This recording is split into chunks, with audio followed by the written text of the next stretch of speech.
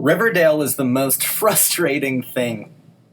The show lives precariously on the ledge of genius, and whenever you think it'll tip over into the land of legends, it stays absurdly fixed at Revolution's doorstep. Season 1, Episode 11, written by creator and auteur showrunner Roberto Aguirre-Sacasa, features a live music montage that nearly blew me away and just about blew my brain out of my skull in an awesome way. Archie and Veronica sing, "We're the kids in America, whoa," to a packed gymnasium of archetypes and stock characters. The montage juxtaposes this scene with that of a police raid on Skeet Ulrich's trailer. Someone needs to be punished, or at least put on trial. Kids need to dance. In the episode's opening, Ulrich's character is having a conversation with his son, Jughead, and Jug says, "To me, I don't think the question is who done it. I think the real question is whether Riverdale is a place of good or a place of darkness and evil." To which his dad responds to him with an all-knowing, weathered air. Or both. Most things are both. So what the fuck is Riverdale? It's a fractured bunch of archetypes, isn't it? If children are the future, or however that tired slogan goes today, what are the parents? One of the most immediately fascinating things about Riverdale, what immediately struck me as powerful given my intense interest in teen or coming-of-age media, was Aguirre-Sacasa's deliberate casting of the parental figures. You're looking at Molly Ringwald, Luke Perry, Skeet Ulrich, and Machen Amick.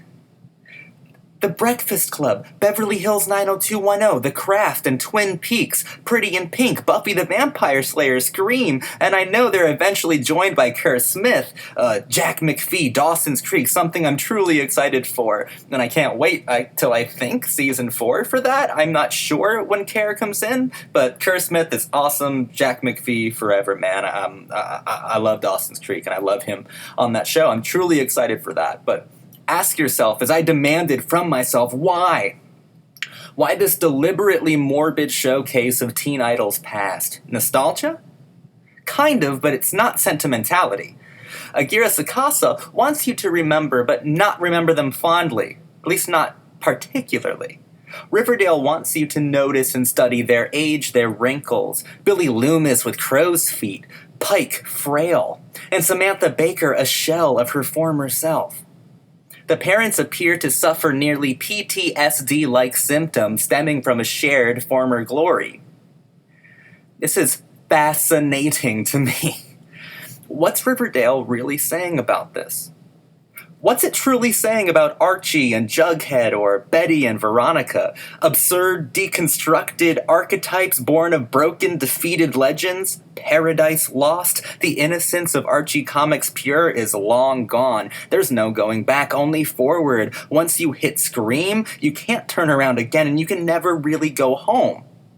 It's by simultaneously deconstructing and recontextualizing Archie Comics characters in a deliberately contrived and over-designed universe that Roberto Aguirre-Sacasa reinvents the teen soap through a deliriously well-choreographed montage of self-defeat. In the season finale, Betty seems to engage with Jughead's question made to his father in the previous episodes concerning the moral goodness or wickedness of Riverdale in a speech as a plea for mercy, with partial social commentary and violet shades of culture critique. The first season's narrative concerns the mystery of who killed local teen football stud and heir to local empire Jason Blum. It unfolds like suburban Greek tragedy as it's revealed that the patriarch of the Blum dynasty, Jason's father, murdered his son in cold blood. Jason's twin and my favorite character, and often the model best photographed and most stylistically captured by the brilliant composition of the show, Cheryl Bloom, offers dualistic dialecticals, a kaleidoscopic carousel calliope of double vision.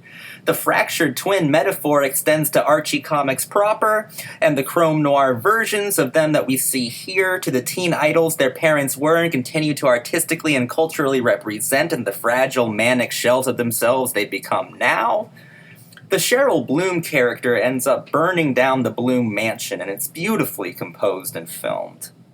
Cheryl Bloom is Riverdale's soul. She best expresses its compositional peaks and fits in so well with Riverdale's overwhelming sense of style and color that I believe she's largely definitive of it.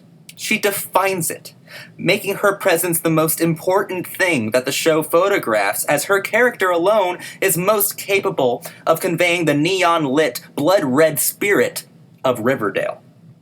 She also knows Riverdale's most incendiary truth. Fascism is a death cult. The Blooms are a death cult. Fascism is an incestuous death cult. Teen soaps fetishize narcissistic behaviors that ultimately lead to self-defeat, violent faux pas and illusions of grandeur. There's something fascist about teen soaps and other coming-of-age stories, something absurdly morbid in their security. The ways teen media can protect and shield its viewers from maturity. It's so attractive, those cinematic carbon copies, that its viewers sacrifice self-agency for its nostalgic security and other sentimental curiosities and oddities. Riverdale is trying for something larger. The enemy of art is fascism, always and forever, yet Riverdale accepts defeat from the first frame of the pilot episode. The genre knows it's guilty, or at least it's aware that it's been deflowered or has lost semblance of innocence. Imagine this instant frozen in time. People will look back at this, at the ultimate loss of innocence when darkness won, and it was marked by an act of violence. So, if we take that voiceover line that Jughead says at the very end of the first season of the program, if everything in slow motion is meant to not only qualify, but to completely demonstrate and capture a moment of innocence lost. Think about all the time something is stylistically, almost unexpectedly made slow motion, and it makes complete sense the first time you see Veronica.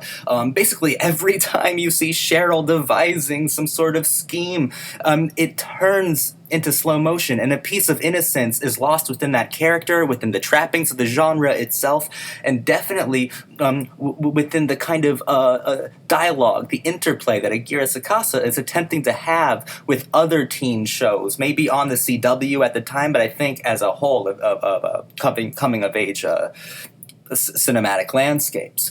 I think that this film is in a massive dialogue, or this show, I'm sorry, is in a massive dialogue with everything that came before it.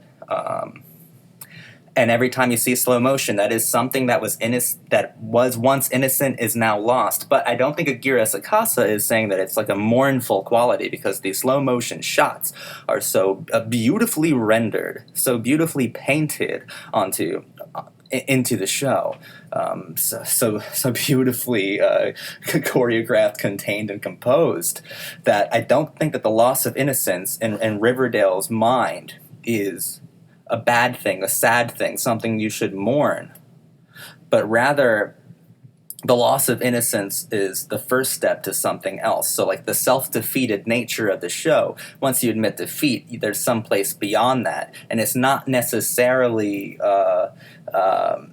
success either. It's something else.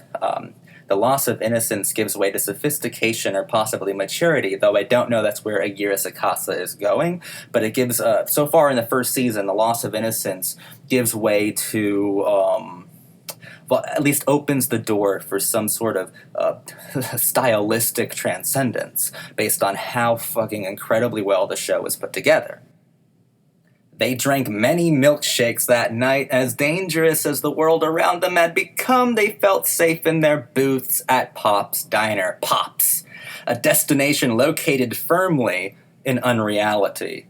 Something creatively eternal, made stylistically external, and always glowing. To be honest with all of you, I really can't praise Riverdale's composition enough. It's one of the best composed, edited, lighted, costumed, scored, colored, and lyrically choreographed works I've seen in recent memory. Riverdale's visual composition is perfect to me, spellbinding, stunning. It's magnificently paced, the show's format feels infinitely more dynamic than formulaic, and Riverdale's complete overall style is so pitch perfect it gives me a heart attack. I am in love with Riverdale's absolute cinematic mastery, and I'd marry its sense of montage if I could, if that was at all metaphysically possible. It's the philosophy, the inner mechanisms that hold it back. It lacks the postmodern wit, insight, and critique found in that of Kevin Williamson's and Joss Whedon's. Yet, I'm reminded of Williamson and Whedon deliberately forced to because of its shameless casting decisions. Decisions I do appreciate, I just don't feel like Aguirre-Sacasa lives up to that poetic juxtaposition. I'm constantly reminded of teen soaps, films, and shows that were extremely confrontational and moving on a philosophical as well as a compositional or technical level. Riverdale's first season doesn't compare to the shows it ceaselessly draws direct comparisons to in real time. Granted, I will grant Riverdale this, of course. Buffy's first season was pretty weak. Pretty weak. And even the first season of Dawson's Creek, that was a little shaky too. But both Buffy the Vampire Slayer and Dawson's Creek's second seasons were culture-defining, historic triumphs of teen cinema. There's potential in Riverdale for that kind of reveal of genius, and I'm looking forward to covering its second season here on the channel. I fear the show, while it certainly has enough substance to be the shining light of the CW as it currently stands, and enough substance to be considered a great television show by any metric I can devise, it lacks just enough substance for me to say it's brilliant or important. And I mean wholly brilliant. It's brilliant compositionally, but philosophically, it's kind of shallow. It's on the precipice of total perfection. In all its dimensions, the show's philosophy and often milquetoast commentary is hindering it from truly transcending that final barrier separating greatness from masterworks. I believe Aguirre-Sacasa is able, but Riverdale is likely to err based on its own attitude. It's a dark interpretation of Archie, sure, whatever, but it's so much more than that. If black irony was all it was, I wouldn't be here talking to you about it right now. The show needs a Jen Lindley, though. It needs its own Michelle Williams. Perhaps Riverdale might foster Cheryl Bloom into a Jen Lindley-type figure or archetype. Jen Lindley was a character on Dawson's Creek that means a fucking hell of a lot to me, really connected to that character. Portrayed remarkably well by the brilliant and beautiful Michelle Williams. And she was a character that eventually transcended her limited archetypal characteristics and confines to elevate the show into something dynamically beyond itself, all while continuing an open letter of critique to the audience about the philosophical frameworks of teen soaps. Buffy's closest equivalent was probably Spike, in this respect. I'd say Cheryl Bloom could be molded into this unknown but necessary variable because it's Cheryl Bloom that most embodies Riverdale's aesthetics and stylistic qualities at this point, at the end of its first season. I believe Cheryl Bloom could make the show a neon gold. Or a neon red, to be more characteristically and thematically fitting. Proper framing and careful expression, and an important emphasis on philosophy. That's what the show needs. The show has to focus on philosophy through an object. Whedon and Williamson have always known filmic philosophy as an objectified virtue, but it's a vital virtue regardless or in spite of its object or placement within the material. Riverdale has to save its own philosophy, and I hope it does. I hope I'm back here after viewing Season 2, babbling brooks of genius and master craftsmanship. That's what I want. And it's so frustrating for me because Riverdale Season 1 is always almost right there. It needs to be just a wee bit more intellectual. It needs just a little bit more intellectual momentum in literally any direction.